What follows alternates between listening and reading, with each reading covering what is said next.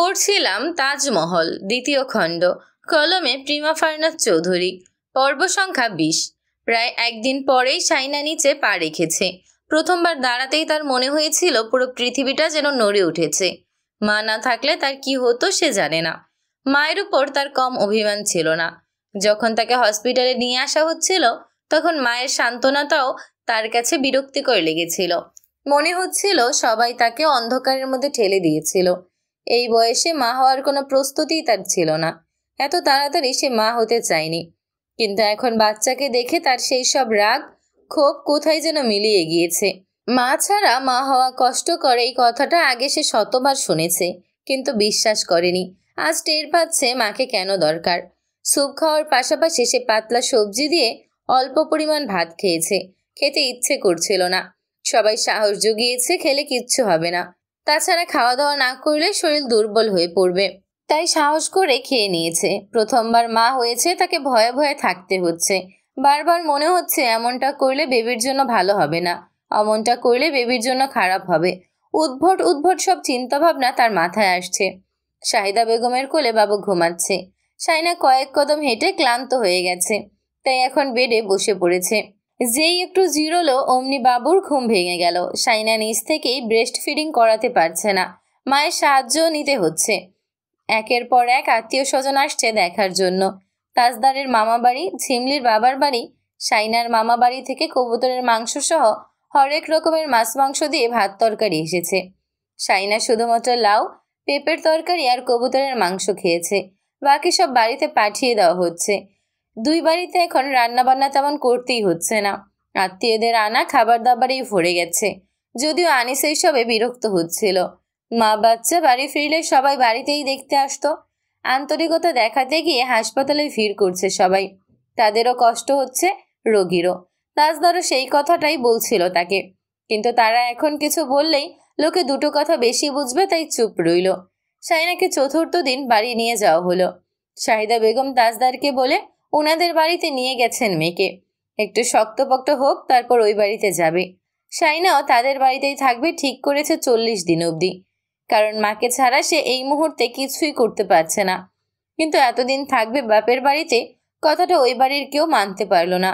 Roshanara তাজদারকে phone করে বললেন, যত্ন আত্মীর আমরা কি করতে পারতাম না? আশরাফের মার সব কিছুতেই বাড়াবাড়ি।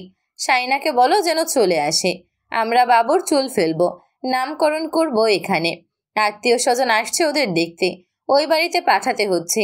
এগুলো কেমন কথা? তাজদার চুপ করে রইল। শাইনা মমতাজ এখন বাচ্চার মা হয়েছে। তার পাওয়ার আগের চাইতে বেড়েছে। এখন তার কথাই শেষ কথা। তাই সে মাকে বলল, শাইনার যেখানে ভালো লাগছে সেখানে থাকুক, এক্সট্রা প্যারা নিয়ে লাভ নেই। ও ওদের বাড়িতে কমফর্ট ফিল করছে, সো ওখানে থাকাটাই বেটার। তোমার উপর কোনো ঝামেলা আসবে না। তিতলি তেমন কিছু বোঝে না। নুভা শোরুমে চলে যাবে। তুমি মেজো দাদু ওর কি সেবা করবে? ওর মায়ের কাছে থাকতে চাইছে, থাকুক। রওশনারাতে ক্ষিপ্ত হলেন, বললেন, নামকরণ ওই বাড়িতে হবে, হোক, সমস্যা কি? নাম কে ঠিক করেছে? শাইনা করবে। আনিসরা সবাই আছে, আমাকে জানাবে বলেছে নাম কোনটা সিলেক্ট করলো। আমি তোমাদের জানাবো। তোমাদের কিছু থাকলেও বলতে পারো। ওরা যখন সব করছে তখন আমাদের কি করার? আকিকার জন্য ছাগল ঠিক করেছে তোমার আব্বু, জানিয়েছে। তাজদার বলল, হ্যাঁ, আব্বুর সাথে আমি কথা বলেছি। আমি তৌসিফ আর আনিসকে বলে রেখেছি, ওরা জবাই করে মাংস বিলি করে দেবে। আচ্ছা বেশ। ছেলের সাথে কথাবার্তা বলার পর তিনি ছেলের বউকে ফোন করলেন। নাতনির কি অবস্থা জানতে চাইলেন। শাইনা বলল, এখন ঘুমাচ্ছে। দিনের বেলায় ঘুমানোর অভ্যাস করছো কেন? রাতে ঘুমায় না? পাশ থেকে দাদিমা বললেন, রাতে বাপের সাথে কথা বলবে তাই ঘুমায় না। ওর দাদি ওকে দেখতে আসছে না কেন? রওশনারা চুপচাপ শুনলেন। বললেন, দাদির কি দরকার ওর? জোয়ান নানা নানি পেয়েছে। শাইনা ওনার অভিমান বুঝতে পারল। বলল, বড় আম্মু, আমি কিছুদিন পর 40 দিন পর এসো, তাজ সব বলেছে আমাকে। শাইনা আর কিছু বলল না। তবে বিকালে শোরুম থেকে ফিরে ফ্রেশ হয়ে খেয়ে দিয়ে তাসনুবা সোজা ভাইজিকে দেখতে চলে গেল তিতলি আর ঝিমলিকে নিয়ে। সবাই খুশি হলো তাদের দেখে। সাবরিনা চা বানাতে চলে গেল। চা খাওয়া দাওয়া হতেই তাসনুবা শাইনাকে বলে বাবুকে কোলে তুলে নিয়ে সোজা তাদের বাড়ির উদ্দেশ্যে চলে যাচ্ছিল। শাহিদা বেগম হাই হাই করে উঠলেন, আম্মু, সন্ধ্যায় বাচ্চাদের বাড়ি থেকে বের করলে খারাপ বাতাস ধরে, এখন ওকে নিয়ে বাইরে যেও না। তাসনুভা বলল, এসব আজগবি কথা চাচিমা, আমি ওকে নিয়ে যাচ্ছি। আম্মু আব্বু দাদুরা সবাই দেখতে চেয়েছে। শাহিদা বেগম কিছু একটা বলতে চাচ্ছিলেন, তখনই শাইনা ইশারা করলো কিছু না বলার জন্য। ওদের বাড়ির মেয়ে, তাই অধিকার দেখাচ্ছে। কিছু বললে বাড়িতে গিয়ে কি না কি বলে বসে। তিতলি সারাদিন উসখুস করেছে বাবুকে একটু কোলে করে বাইরে নিয়ে যাওয়ার জন্য, লজ্জায় বলেনি। তাসনুভা এত লজ্জা পায় না। সে বাবুকে ছোট্ট কম্বলে মুড়িয়ে সোজা তাদের বাড়িতে নিয়ে যাওয়ার পথে আনিস আর শাওনের মুখোমুখি হয়ে গেল। শাওন বলল, এই মহিলা সারাদিন ফ্যাস ফ্যাস করে কেঁদে আমার মাথা খেয়েছে, এখন দেখছি ঠান্ডা হয়ে গেছে। তাসনুভা কপাল কুঁচকে বলল, ও কিভাবে মহিলা হলো শাওন ভাই? শাওন থতমত খেল। আনিস ভেতরে চলে গিয়েছে ততক্ষণে। তাসনুভা বাবুকে নিয়ে বেরিয়ে গেল। রওশনারা নাতনিকে কোলে নিলেন। তারপর সোফায় বসে থাকা তাজউদ্দিন সিদ্দিকীও। জন্মের পরপর কেউ কেউ বলেছিল সে মায়ের মতো, কেউ কেউ বলেছিল বাপের মতো, নানার মতো, মামার মতো। এখন মনে হচ্ছে পুরোটাই বাবার মতো। তাজউদ্দিন সিদ্দিকীর দিকে চোখ পাকিয়ে চেয়ে আছে এখন। তিতলি বলল, আপু আর মেজো ভাইয়ার মতো ফোলা ফোলা ওর নাকটা, মনে হচ্ছে কারো সাথে রেগে আছে। তাসনুভা তার দিকে কটমট দৃষ্টিতে তাকালো। রওশনারা কোলে নিতে তার মুখের দিকে চেয়ে বলল, দাদুমণি, তুমি আব্বুর মতো হবে নাকি আম্মুর মতো? বাবু হাত পা নেড়ে কান্নার সুর তুলছিল। তখনই তাসনুভা কোলে নিয়ে ফেলল। পরপর তিতলি বলল, আমাদের কয়েকটা ছবি তোলো। তিতলি ছবি তোলার পর বলল, আমাকে একটু কোলে দাও। না, তুমি ফেলে দেবে। তিতলি বলল, বিয়ে হলে আমিও শাইনার মতো বাচ্চার মা হতাম। বলার পরপর এসে জিভে কামড় দিল। তারপর লজ্জা পেয়ে তাসনুভা জিহ্বা দেখিয়ে সেখান থেকে চলে গেল। তাসনুভার ফোনে তাজদার তখন ফোন করেছে। সে ফোন রিসিভ করে বাবুকে দেখালো। তাজদার সাথে সাথে হেসে উঠল। উনি এখানে কি করছেন? আমি নিয়ে এসেছি। বড় বড় চোখ করে কাকে দেখছে, উপরে তাকিয়ে আছে। রায়হানও এলো কিছুক্ষণ পর। এসে তাসনুভার কোল থেকে বাবুকে কোলে নিল। তাজদারকে বলল, তোর মেয়ে তো হুবহুব তোর মতো হয়েছে। মেজাজ তোর মতো পেলে তো। সাথে সাথে মা বাবা আর ঝিমলির চোখে চোখ পড়তেই রায়হানের শেষের কথাটুকু অস্পষ্ট রয়ে গেল। তাজদারও এমন ভাব করলো পাশ থেকে নোটবুক আর পেন নিতে নিতে যেন সে কিছুই শুনতে পায়নি। বলল, ওর মায়ের মতো হতে পারে, জ্বালায় না কাউকে। রায়হান বলল, হ্যাঁ শুনলাম, ওর মায়ের মতোই শান্ত। তাজদার বিড়বিড় করলো, মা আর শান্ত? তাসনুভা বলল, ভাইয়া, সোনামণির নাম কি হবে? আমি কিন্তু অনেক নাম চুজ করেছি। তৌসিফ হোয়াটসঅ্যাপ গ্রুপ খুলেছে, তোমাকেও জয়েন দিয়েছে। সেখানে সবাই মিলে ঠিক করে ফেলো। আমিও কিছু লিখে দিয়েছি, দেখো সবগুলো মিলিয়ে। তাসনুভা বলল, তানজিবা, তাজকিয়া, তাইয়া, তাসমিরি এসব কেমন? সবগুলোই সুন্দর। তোমরা সবাই মিলে ডিসাইড করো, আমি পরে দেখব সব। তার মধ্যে তিতলি এসে বলল, বাবনের নাম তুতুল নয়তো পুতুল। তাসনুভা বলল, তোমার মাথা। তিতলি তার কথাকে গ্রাহ্য না করে বলল, তিতির নয়তো তিতলির সাথে মিলিয়ে পিতলি, কিতলি, মিতলি, জিতলি, শীতলি। তাসনুভা গর্জে উঠতেই তিতলি মায়ের পেছনে গিয়ে লুকালো। তাজদার তার কথা শুনে বলল, ফোনটা ওকে দাও। তাসনুভা কপাল কুঁচকে বলল, তিতলি নাও। তিতলি লজ্জায় কুকড়ে গেল। মায়ের পেছনে লুকিয়ে রইল। তৌসিফ এসে সোফায় গা এলিয়ে বসতে বসতে বলল, নাটক করছিস কেন? কথা বলতো চাইছে বল, এমনিতে তো সারাদিন পাকনামি করিস। তিতলি আদর আদর কণ্ঠে বলল, ইন্না, সে বাড়ির ছোট মেয়ে বলে ভীষণ আহ্লাদি। মেজো ভাইয়ার সাথে সে কি কথা বলবে? তার খুব লজ্জা করছে। তৌসিফ তার কথা শুনে রেগে গিয়ে বলল, ধরে একটা লাথি দিলে সব সোহাগ পালাবে। বুড়ি দামড়ি হয়েও ঢং দেখাস। তিতলি মায়ের পেছনে দাঁড়িয়ে তাকে ব্যঙ্গ করতে লাগলো। এই বেটা, চুপ চুপ। হোয়াটসঅ্যাপ গ্রুপে নামের বন্যা নেমেছে। তৌসিফ নাম দিয়েছে সব তিতলির দেওয়া নামগুলো।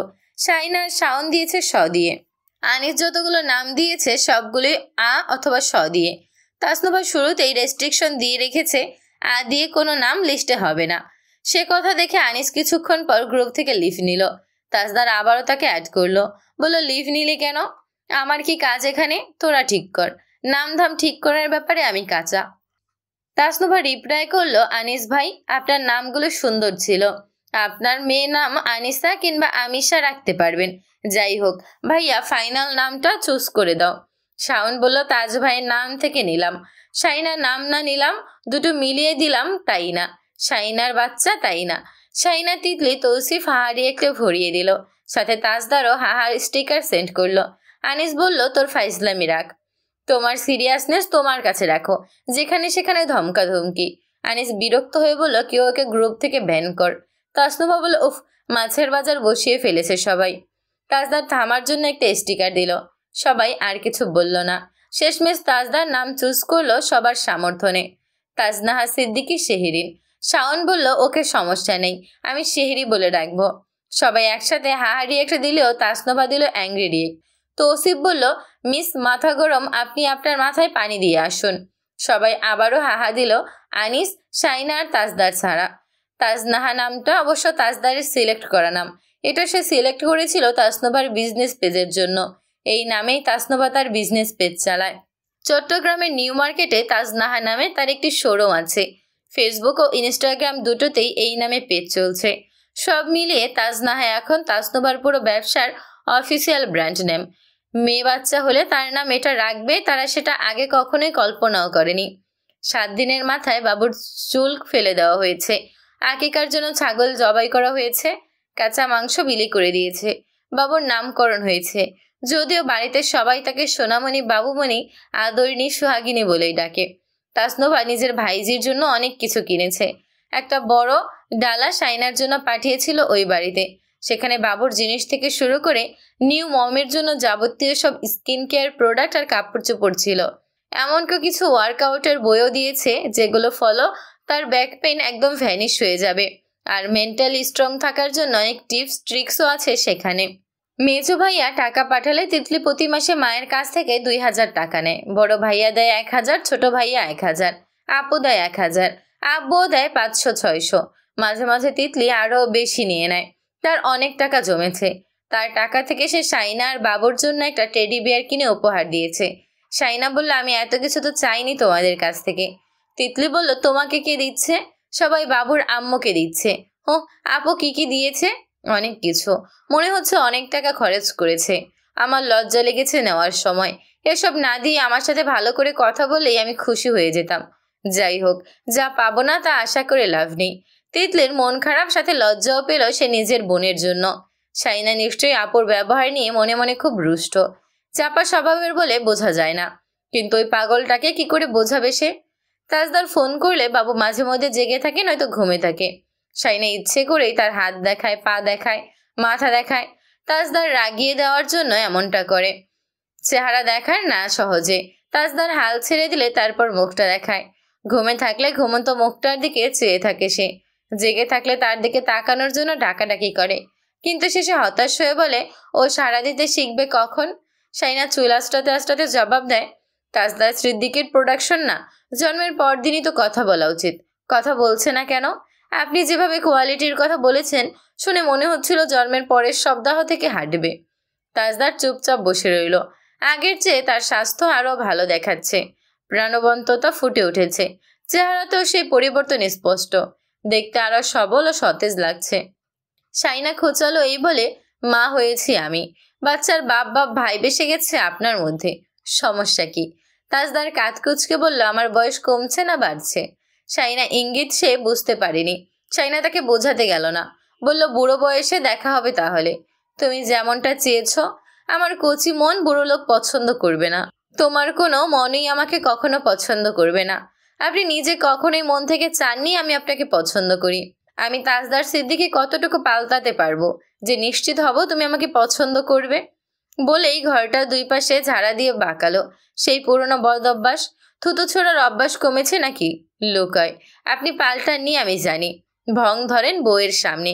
পৃথিবীর সব পুরুষ মানুষ বউয়ের সামনে ভালোবাসা সাজার ভান করে, আপনিও তাই। তাজদার নীরব শুনল, সহজ স্বীকারোক্তি দিল। কিছু ব্যাপার স্যাপার থাকে যেগুলো চাইলেও পাল্টানো যায় না। একজন চেইন স্মোকার সিগারেট ছেড়ে দিয়েছে বলে তুমি বিশ্বাস করবে সহজে? না, আমার ক্ষেত্রেও তাই। আমরা মানুষরা সবাই আসলে এক একজন অভিনেতা। আপনি এখনো গরিব, ভিক্ষুকদের অপছন্দ করেন আগের মতো। এখন আবার জিজ্ঞেস করবেন না কখন অপছন্দ করেছি। উত্তরটা নিশ্চয়ই ভালোভাবে দেব না আমি। পুরনো হিসেবের খাতা খুলতে চাই না। তাজদার সিদ্দিকী হাসল নিঃশব্দে। অকপকেটটা স্বীকার করলো, তারা অপছন্দের কাজ করলে অপছন্দ করব না কেন? কোনো মানুষ স্বেচ্ছায় ভিক্ষা দেয়? মান সম্মানের ভয়ে, অভিশাপ বদদোয়ার ভয়ে ভিক্ষা দেয়। রাস্তাঘাটের ভিক্ষুকদের মন থেকে কেউ ভিক্ষা দেয় না। দেয় তোমার মতো গুটি কয়েকজন। দুর্ভাগ্যবশত আমি সেই দলে নেই। শাইনা একটা দীর্ঘশ্বাস ছাড়ল। ভারী গলায় বলল, আপনি বিন্দুমাত্র পাল্টাননি। তাজদার সেদিকে ডান ভ্রু উঁচিয়ে গম্ভীর মুখে তাকালো। শাইনার দিকে চেয়েই প্রশ্ন করলো, নিজেকে পাল্টানো সহজ? শাইনা একটু চুপ থেকে বলল, কঠিন কিছু না। তাজদার বড় সড়ো শ্বাস ফেলল, নড়ে চড়ে বসে বলল, সবকিছু পাল্টে ফেলা অতটা সহজ হলে আমি সবার আগে নিজের পছন্দটাই পাল্টে ফেলতাম। তোমাকে আমার পছন্দ থেকে বাদ দিতে পারলে এত জবরদস্তির কি দরকার ছিল?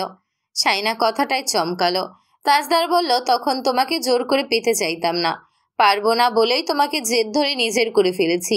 এটাও মাথায় ছিল যতগুলো দিন তোমার সাথে কাটাবো ততগুলো দিন তোমার ঘৃণা সইতে হবে। শাইনা ঠোঁট গোল করে বলল, ও, আমি আপনাকে ঘৃণা করি? এখন অবশ্য অনেকটা কম। ইনিয়ে বিনিয়ে ওটাই তো বললেন। তাজদার পরিস্থিতি বুঝে ফেলল। আর কথা না বাড়ানোই স্ত্রীও। সম্পর্কের মধ্যে তিক্ততা আসুক সে চায় না। এখন তার ক্লান্ত লাগছে। অতীতের করা ভুলগুলোর ভারে নাকি অন্য কিছুর ভারে সে জানে না, তবে এখন শাইনাকে খেপানোটা উচিত হবে না। সে ধীরে সুস্থে বলল, পরে কথা হচ্ছে। বাই। পালান। আপনি এটা খুব ভালোই পারেন। তোমার কাছ থেকে শিখেছি। তোমার তো গর্ব হওয়া উচিত। আমি তোমার কাছ থেকে কখনো কিচ্ছু চাইবো না, তুমি নিশ্চিন্তে থাকো। আমাকে আর একবার ফোন করলে আমি তোমাকে আবারও ফোন করব। করবেন না? করবেন না বললাম তো। আচ্ছা বেশ। শাইনা শান্ত হয়ে এলো। তাজদার শেষমেশ ছোট্ট করে বলল, করবই, বলেই কল কেটে দিল। শাইনা শব্দ করে চিরুনিটা ড্রেসিং টেবিলে রেখে দিল। পাল্টাতে পারলে আগে নিজের পছন্দ পাল্টে নিত, তো নিল না কেন? সে চিরুনিটা ড্রেসিং টেবিল থেকে তুলে দেয়ালে ছুঁড়ে মারল। তার মধ্যে বাবু কেঁদে উঠেছে। শাইনা তার মুখের উপর ঝুঁকলো ধীরে ধীরে। শান্ত হয়ে উঠল মেয়ের হাতের স্পর্শ পেয়ে।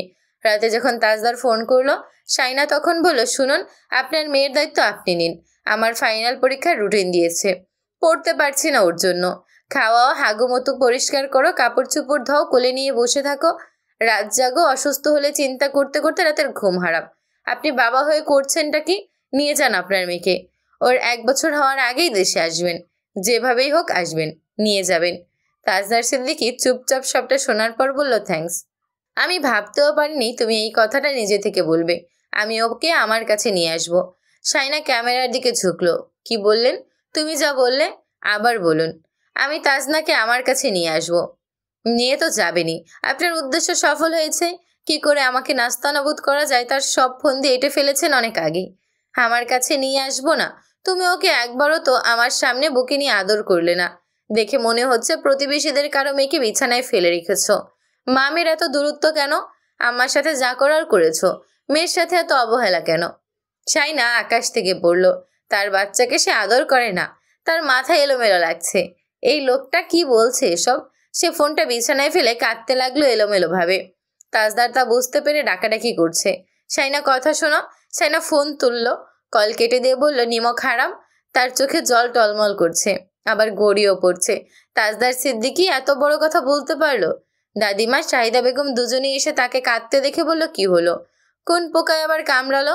শাইনা এক নাগারে বলে গেল, আমি নাকি আমার বাবুকে আদর করি না। আমাকে কি সব বললো? ওই লোককে বলে দাও আমাকে যেন আর জীবনেও ফোন না করে। সে বলতে বলতে কাঁদছে মেয়ের দিকে চেয়ে চেয়ে। ওকে আদর না করে থাকা যায়? তাজদার সিদ্দিকী তাকে ভাবেটা কি? হ্যাঁ,